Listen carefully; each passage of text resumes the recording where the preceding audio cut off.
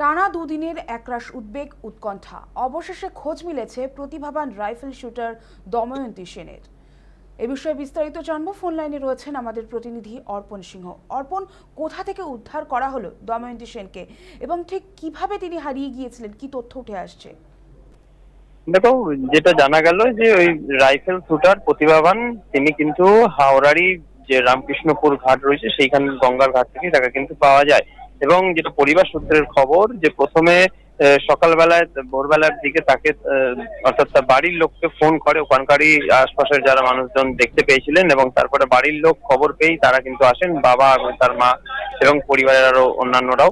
এবং সেই সময় তাকে ওখান থেকে উদ্ধার করা হয়, অর্থাৎ রামকৃষ্ণপুর গঙ্গার ঘাট থেকে তাকে কিন্তু উদ্ধার করা হয় এবং তাকে বাড়িতে নিয়ে যাওয়া হয়। এবং বাড়িতে নিয়ে যাওয়ার পরেই তাকে জিজ্ঞাসাবাদ করা হয় যে সে কোথা থেকে মানে এই কোথায় ছিলেন তিনি। তো পুরো পরিষ্কার তিনি জানিয়েছিলেন তিনি হুগলির দিকে নাকি কারোর বাড়িতে তিনি ছিলেন, এরকমও কিন্তু শোনা যাচ্ছিল। কোনো মহিলা কোনো বন্ধু ছিল। তবে পুলিশ সূত্রে আর একটা যে খবর উঠে আসছে, পুরো বিষয়টি কিন্তু তদন্ত করছে এবং সে আদৌ কি সত্যি বলছিল না মিথ্যে বলছিল পুরো বিষয়টি কিন্তু তার পরীক্ষা করে দেখা হবে বা জানা হবে।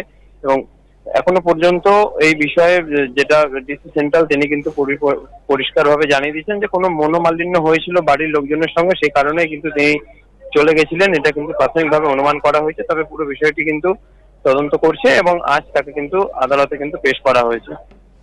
ধন্যবাদ অর্পণ আমাদের সঙ্গে থাকার জন্য। শনিবার ভোরে হাওড়ার রামকৃষ্ণপুর গঙ্গার ঘাট থেকে তাকে পাওয়া যায়। খবর পেয়ে পুলিশ ও দময়ন্তীর পরিবারের সদস্যরাও সেখানে পৌঁছন। জানা গিয়েছে, মেয়েকে সুস্থ অবস্থায় ফিরে পাওয়ায় পরিবারের স্বস্তির নিঃশ্বাস ফেলছে।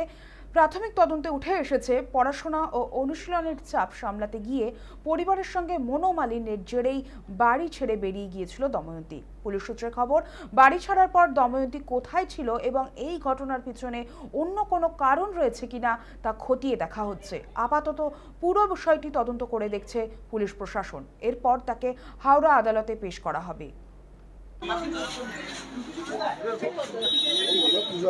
আমরা এই মুহূর্তে কোনো কিছুর সাথে কথা মেয়ে কোথায় গিয়েছিল জানা গেছে? সবই জানি। আমি গিয়ে সত্যি দেখলাম একদম কোণে বসে আছে এবং ওকে চিনতে পারছিলাম না। জেডিতে তারপর আমি গেলাম, গিয়ে আমি যেই ওকে বললাম কি শোনাই তুই এখানে, তখন ও বললো বলো। তারপর আমি বললাম বল তুই এখানে কি করছিস, তুই কেন গেলি? ও বললো যে তুমি বাড়ি নিয়ে চলো আমায়। তারপর আমি তো বাড়ি নিয়ে এলাম। তারপর সঙ্গে সঙ্গে আমি পুলিশ প্রশাসন এডিসিপি ম্যাডাম, যিনি সারা রাত্রির আমাকে পুরো শুধু আমাকে ট্র্যাকিং করে। কি শ্রীরামপুরেই ছিল? হ্যাঁ, কি রমন টাইপ নাম, মানে সাউথ ইন্ডিয়ান বা গ্রামের মেয়ে, খুব ভালো মেয়ে।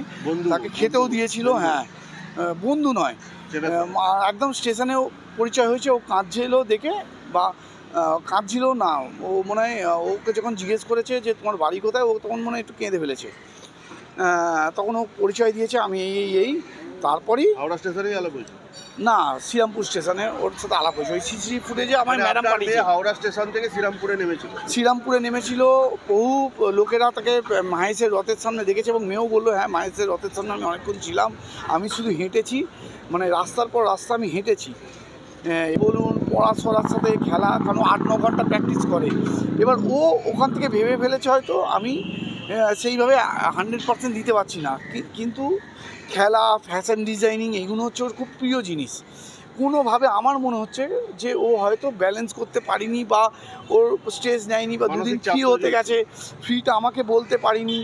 কিন্তু এখনও যেভাবে হেসে খেলে কথা বলছে, স্যারের সাথে অলিম্পিয়ান জয়দীপ কর্মকার স্যারের সাথে কথা বললেন এবং অ্যাসোসিয়েশনের স্যারের সাথে কথা বললেন, যেভাবে উনি কথা বললেন আমি তো ভাবতেই পারছি না যে ও চলে গেছিলো।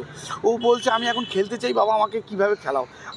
আমি স্যারকে পেলাম না, নাহলে এক্ষুনি বলতাম যে স্যার যা প্রসেসিং আছে করুন, ওকে যেহেতু ও খেলতে চাইছে ওকে খেলতে দিন না। অবশেষে মেয়ে ওর কিছু ইস্যুস ছিল বাড়িতে প্যারেন্টসের সাথে, ওর স্টাডিজ আর স্পোর্টস নিয়ে।